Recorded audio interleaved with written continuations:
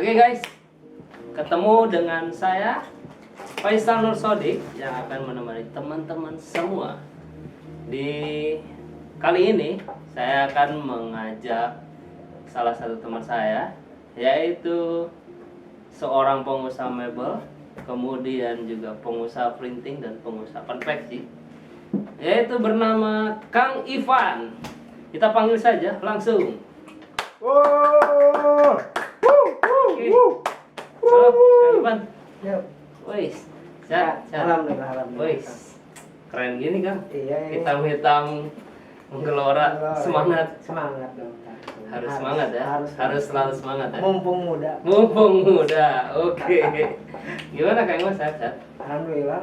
Di sekarang ya lagi pandemi tapi kita harus jaga kesehatan. Betul. Lagi angka lagi naik. Suara cuy, suara.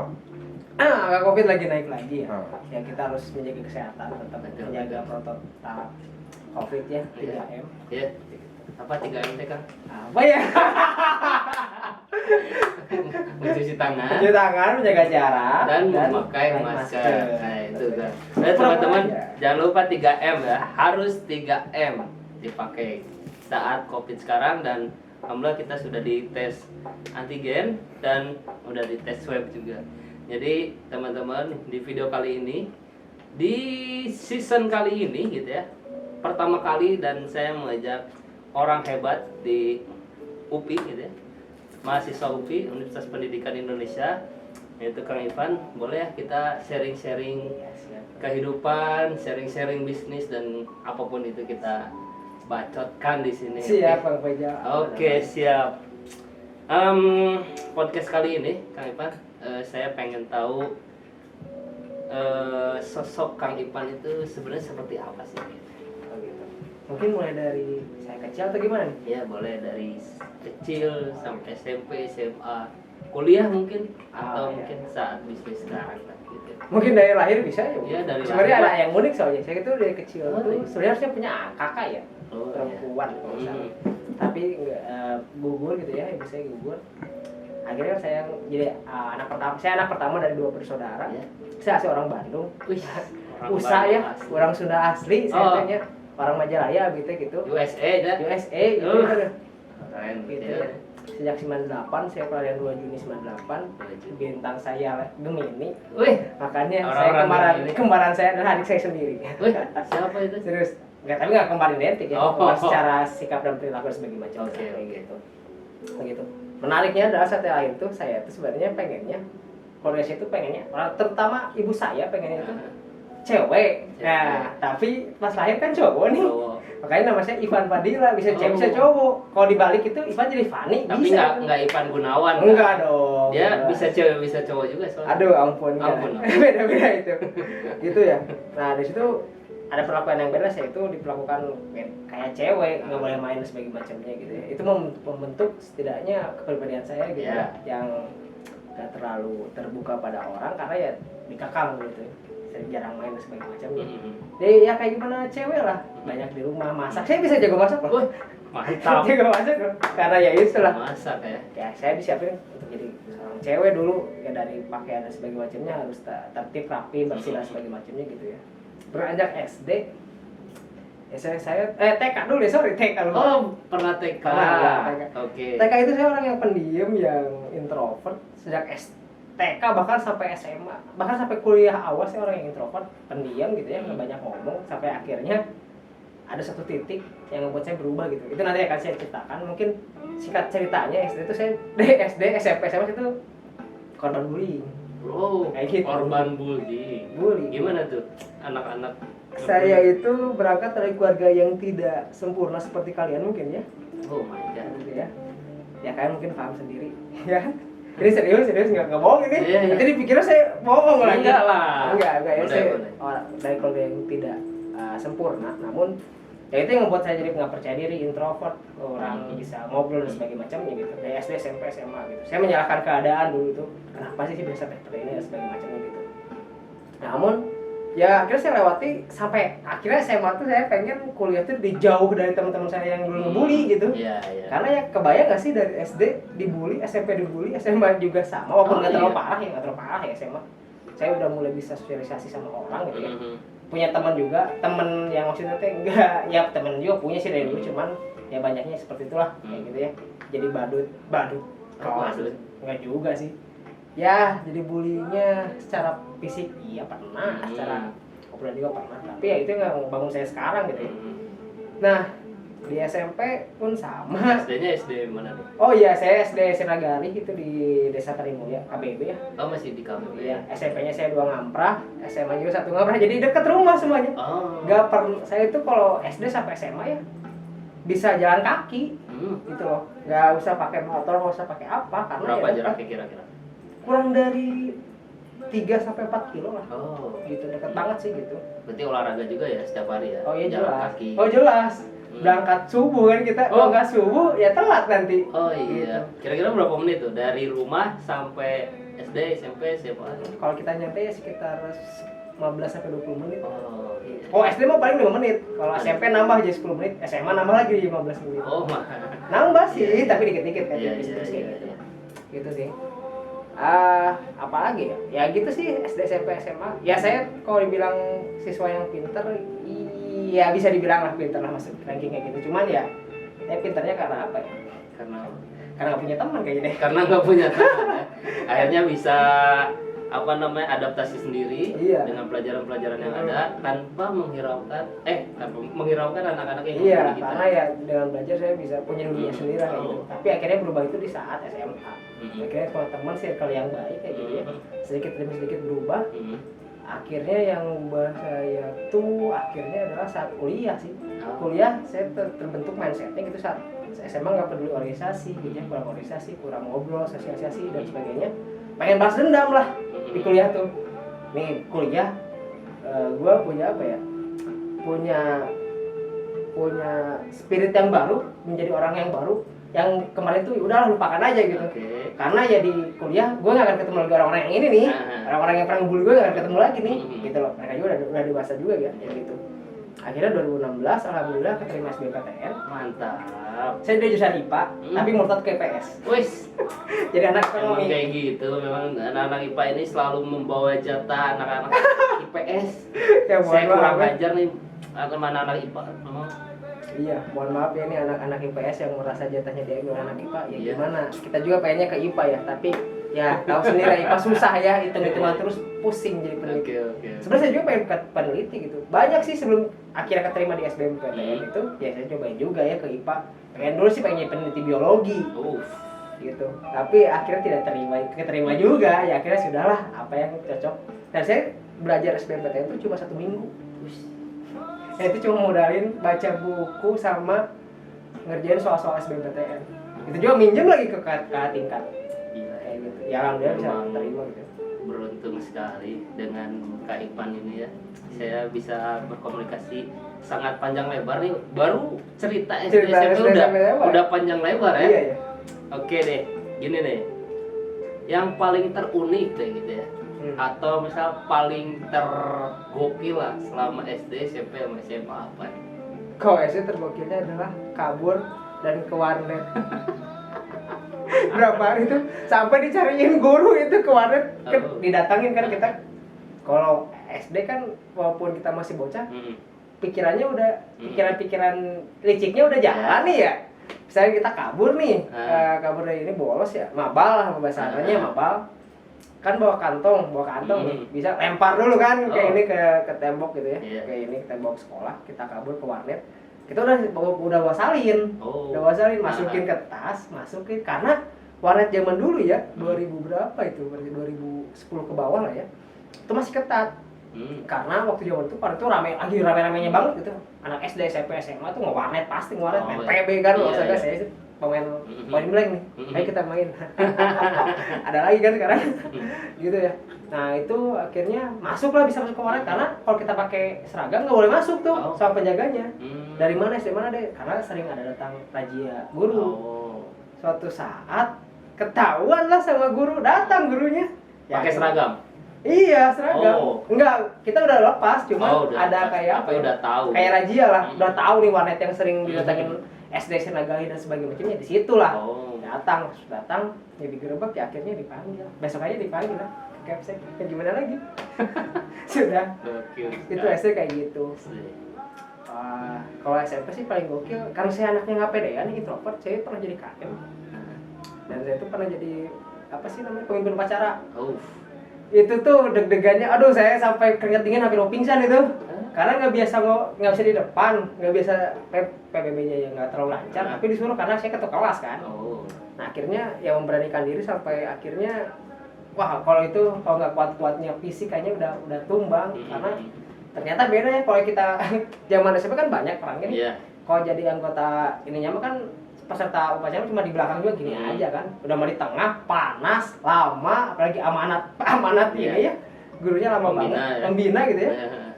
Wah di situ untung nggak pingsan, kok pingsan kayaknya inilah. Tapi itu saya sampai keringat dingin sampai wah udahlah, itu pengalaman yang luar biasa sih. Tapi ya ada sisi buruknya juga sih. Saya hampir pingsan, untung nggak pingsan tapi gitulah. Gitu sih. SMA apa ya? Oh saya pernah jadi ketua Expo Jepang. Wes. Bisa ngomong bahasa Jepang ya? Dulu bisa, sekarang sudah tidak bisa. Sedikit-sedikit. Ya apa ya?